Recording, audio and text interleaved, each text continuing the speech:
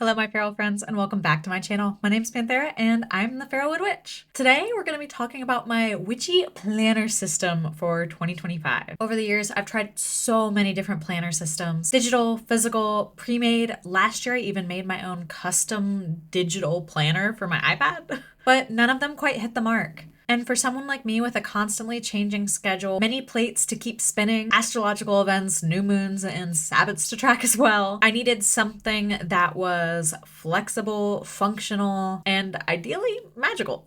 And this year, I think I finally found that combination that works. We're going to be diving into the main two tools that I'm using this year: the absolutely stunning Magic of Eye planner, and also a digital planning system called Capacities that I've been really enjoying using lately. And spoiler, each has its pros and cons, but I think together they're meshing really well in a way that is aligned with my life and practice. So grab a cozy drink, get a yummy snack, and let's get to it. Also, Luna is chilling with me, so if you guys hear purring or see a tail randomly appear, this is the culprit. I'm gonna put her back down now. She likes to lay on my hands on my keyboard. The first half of my planning system is my Magic Vibe planner. I was originally drawn to this planner due to its beautiful aesthetic and the astrology integration. I knew I wanted something that helped me to learn astrology, especially as it applies to me on a daily basis. Something that just helped mesh my studying of the stars with my daily routine. I did decide to go with the limited edition version with its beautiful dark blue velvet cover and gorgeous golden astrological design. I'm just absolutely obsessed with how this planner looks. It's got some beautiful gold edges on all the pages, and the interior is also really well done with some beautiful dark paper with astrological symbols, designs, and teachings, and then your more standard plain white planner pages. I also just really wanted to give physical journaling another try this year, since last year I went digital and it didn't work out how I had planned. I felt like having something that I could hold every day, that I could carry with me, that I could physically write in, would help aid me in my quest to actually stick with it. So let's dive into the pros of this planner. First off, its beautiful design. The velvet cover is a dark blue that feels magical and luxurious. The size of this journal is perfect. You can fit it easily in bags, maybe even large purses. And I love that they gave me two ribbons to use as bookmarks throughout, so I can have one on my daily section or weeklies and one on the references that are in the beginning of the journal, which we'll be getting into. Our next pro is the amount of astrological guidance within its pages. This planner has essentially an astrology 101 section in the beginning. It's full of incredible info, and I'm already constantly referencing it. Beyond that, there's some very cool daily notes on each weekly section about the current day's astrology and how it might benefit or provide an obstacle for your day ahead. This is the main benefit of this journal, and I honestly don't know of any other journals that do this in this way. And this alone is the main reason that drew me to this journal and why I'm consistently using it. And now our next pro, the journaling space. At the beginning of the book, there's some really nice prompts, sections for breaking down your goals for the year and different areas of your life, and then also it guides you through making those into actionable steps. I'd for sure be using these if I hadn't already done it digitally this year. In addition to that, I really like the weekly spreads. I do like that it starts on a Monday. That's a personal preference of mine, and the layout of the weekly spreads is nice. It's just a solid basic journal with a strong focus on daily astrology. And on to the cons. First off is time zone issues. This planner is specifically designed for Pacific time, which doesn't align with my schedule in EST, and I do wish that they offered different time zones for this journal.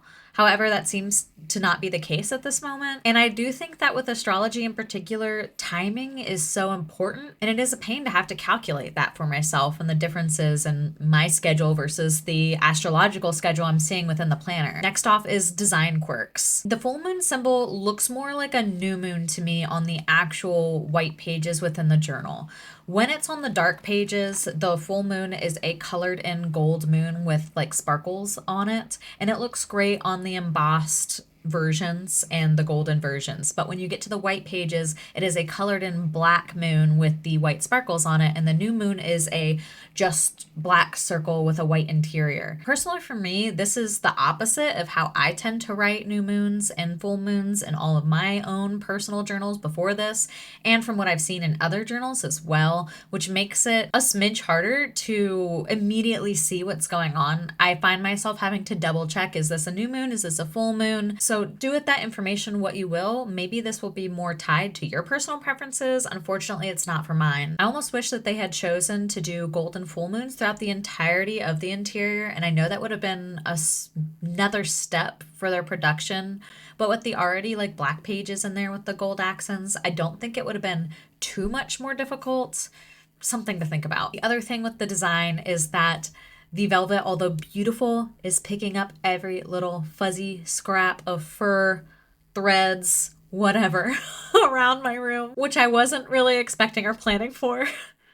It's not too big of a deal. I call dog hair my favorite accessory anyways, but this is definitely a difficult planner to keep clean, and I am going to be second guessing throwing it in my bag as I go about my day to day. It does come with a black bag as well to hide the journal within and keep it more protected, but it's still a cloth bag, so that might be enough for you. For me, it means I'm probably just gonna end up leaving it at home more than I had originally wanted. And our last con is limited space. While the spreads within the journal are great for some daily notes, maybe a quick to-do list, and seeing your overall week at a glance, it just doesn't have the tracking systems in place that I have grown to really love from my custom journal systems, bullet journaling, and so on. For example, habit trackers are something that tend to be in most journals. I would love even just like a single page at the beginning of the month for some monthly habit tracking, or a couple small fillable circles within the weekly spreads, even for just 4 habits, especially in a journal of this price. That is something that I'm missing. And then also Saturday and Sunday do share a spot on the weekly spread. So if you're someone who uses one of those 2 days or both of them as a working day, or you run a lot of errands on the weekend, this might not be the planner for you. Now for the digital half of my planning system, the Capacities app. This app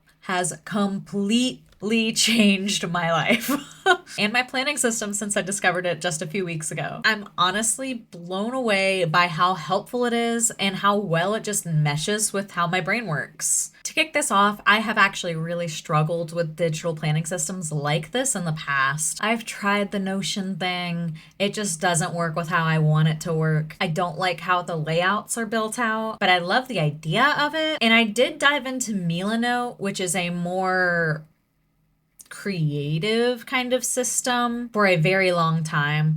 And I did love the free-flowing nature of that system. You almost have just like a blank canvas and you can drag assets across it, whether it's images, word text, you can create tables within it, and you can embed things within folders kind of on their own. So you can build your own entire structure on Milanote, which was really nice. But the monthly costs associated with Milanote just started to make it unsustainable for me. And it's also lacking some crucial planning structures that I desperately needed, in particular like a calendar system and things like that. So I ended up having to use Google Calendar, Google Sheets, etc. in addition to Milano, and that was just, it was too much. I wanted just an all-in-one platform. So Capacities is technically a PKM system, and what this means is it's a personal knowledge management system. The basics of how it works is you have objects, and an object could be anything. It could be a person, it could be a place, it could be an animal, it can be a crystal, it can be a week, it can be a month. It can be a year, it can be a book, it can be a movie. And then you tag these objects with a custom list of tags that you update and can rename and adjust as you need. We're getting a kitty visitor. And so when you tag these objects, they connect to other objects with that same tag for easy reference. And now you can search that tag and pull up everything connected to it. You can create templates for these objects that make it easy to reproduce the spreads that you make within it. So for example, I have a template for books where it has the author, the plot, my favorite quotes, and then I can just insert these things as I go, my rating. You can have multiple templates within objects. So if I have an object for tarot decks, I can have a specific template for ones that I want to review and ones that I don't want to review. So not only can you tag these objects to connect them. You can also ping specific objects within the other object. So when I'm planning out my month of January, which January is a month object, within that I can have all of the weeks pinged: week 1, week 2, week 3, week 4. And when I click those, it brings me to the weekly page for that week, which is then tagged to each of the days: January 6th, 7th, 8th, 9th, 10th, etc. You're able to build a system that just flows with how your brain works. There's even views that let you see how everything is interconnected in sort of like a web, like a mind map. And that's where I think that using the system as a magical practitioner really shines, because now you can use these tags to connect these objects and really track and understand symbols, causes and effects of your magic, the outcomes of your spells and rituals. You can have an object for your dreams, for your herbs, for your spells. Kitty. You can have an object for astrological events to help you study. You can have one for tarot cards to help you study, for moon phases, for the planets, you name it. And now when you're on your daily walk and you see that fox that has been a reoccurring symbol or a sign to you, you can go home, add it to your journal and capacities, connect it to the fox object or the fox tag, and you can see that it's connected to the dream you had a month ago when the moon happened to be in the same sign. And maybe it happened to be your grandfather's favorite animal or something, and now everything is starting to make sense. Oh yeah, it's all coming together. When you're looking to build a spell based off of luck, you can search the tag for luck and find all of the crystals, herbs, and symbols that you have that you associate with luck and create your spell from that. Then when you make that spell its own object and its own category of spells, in the future when you're searching for luck, maybe you want to do a luck spell, you can find that spell and be like, oh yeah, I forgot I did that. I can try it again now. And you can upload your journal entry with, on today's date, I did this spell, and forever it will log that within that spell. So you can see and go back to that spell and see all the different days that you've completed that spell. And maybe you can end up reflecting upon it. Maybe you can see how it might have, the patterns that it might have caused through your life. It's just so incredibly helpful and honestly just damn interesting. And I honestly think that this has the potential to be the absolute best digital grimoire system to date, simply due to this interconnected nature of it. Hello, kitty. Lay down. And all of you guys who know and practice and do magic just like me, we know that everything is connected. So to see it in this digital space, it's just so cool to see it outside of my brain. Hello, kitty. You're being crazy. Lay down. It feels so intuitive. And in such a short time, this app has honestly become irreplaceable for me. So I've just rambled off on all of the cool things and pros about Capacities. So what about the cons? Honestly, the only real complaints I have right now about Capacities are the UI. I really wish the visuals, specifically the colors and the fonts, were customizable rather than being stuck with a few predetermined options that aren't exactly my favorite colors. Many of these colors that they chose are just really similar, especially in the dark mode, which I live in dark mode. Don't take it away from me. I refuse to look at a white screen. And I honestly just think a lot of them just plain don't look good. I have no interest in using like poopy yellow. I'm sorry. I also wish that there was folders for our objects. Right now, it just adds to a giant list, and I can see it becoming really overwhelming and difficult to find things fast. You can pin a few specific objects at the top. However, there's limited space here, and I see myself needing to make home pages eventually, which will help me navigate through my objects more, but honestly just folders would help this in a much easier way and save me a lot of time. The other thing is that some of these pre-built objects, like the daily notes in the system, there's like meetings, there's pages and images, you're unable to really edit these ones because they're kind of like built into the system. You especially can't change the icons to match, which is a free user. I can only use emojis, which makes these ones stand out like a sore thumb. And also there's just a lot less flexibility with these predetermined templates. And I wish I could kind of just customize my own, but it would still be used in that same way, if that makes sense. You probably won't know, I guess, unless you know the app. So after you download it, get back to me and then we'll talk about it, I guess. Then we can vent to each other. Okay, so what am I using my Magic Vibe Planner for? And what am I using Capacities for? As of right now, I'm using Capacities for almost everything. I love the digital system.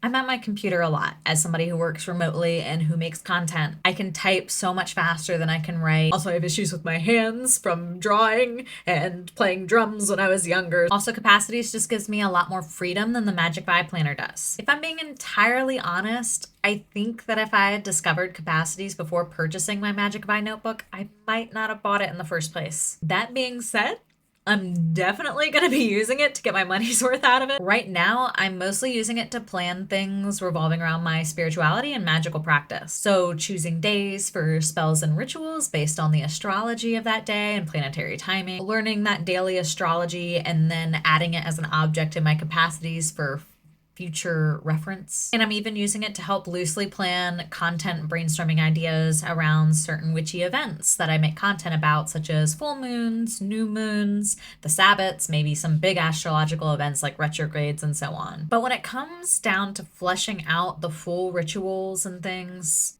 hello, Luna, reflecting on spells after they are complete, writing the captions for my content and posts, making loose scripts for videos like this. All of that is done in Capacities. And I love it. I just honestly love it so much. And I'm just really excited to see how my capacities will continue to evolve as I grow to use it more and more. So now I'm curious. What is your current favorite way to plan out your magical and mundane life? Do you prefer physical planners? Do you prefer digital? What brands do you find yourself going back to year after year, or apps? What's the organizational system that you just can't live without? And if you enjoyed this video, let me know, because this is definitely something a little different than my usual content, but it's my current hyperfixation and I just really, really wanted to share it with you guys. So if you're interested in more, maybe like Witchy Planner reviews or Capacities deep dives as I navigate the app and create my own kind of digital grimoire system, let me know. And until I see you next time, stay wild. Bye-bye.